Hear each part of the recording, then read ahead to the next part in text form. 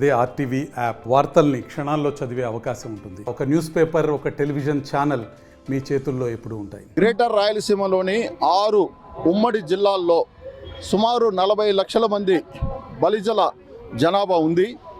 ఈ బలిజలకి గత కొన్ని దశాబ్దాలుగా రాజకీయ అవకాశాలు రావడం లేదు.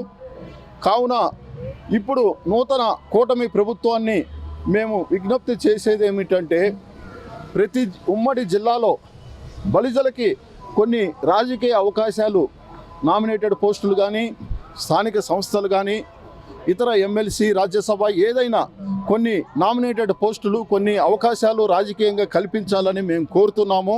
ఎందుకంటే 2024లో జరిగిన శాసనసభ, పార్లమెంటు ఎన్నికల్లో తెలుగుదేశం, జనసేన, బీజేపీ కూటమిని అఖండ మెజారిటీతో ఈ గ్రేటర్ రాయలసీమలో బలిజలు మిగతా అన్ని సామాజిక వర్గాలతో పాటు బలిజ సామాజిక వర్గం కూడా పూర్తిగా కూటమి అభ్యర్థుల గెలుపు కోసం కృషి చేసింది.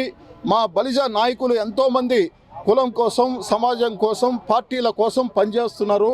వాళ్ళందరికీ రాజకీయ అవకాశాలు కల్పించాలనేదే మా ప్రధాన ఉద్దేశం, ప్రధానమైన డిమాండ్. ఇక్కడ అలిపిరి పాదాల దగ్గర రాయలసీమ, గ్రేటర్ రాయలసీమ 6 జిల్లాల నుంచి బలిజ ప్రతినిధులుగా వచ్చి శ్రీవారికి మొక్కు చెల్లించుకున్నాం.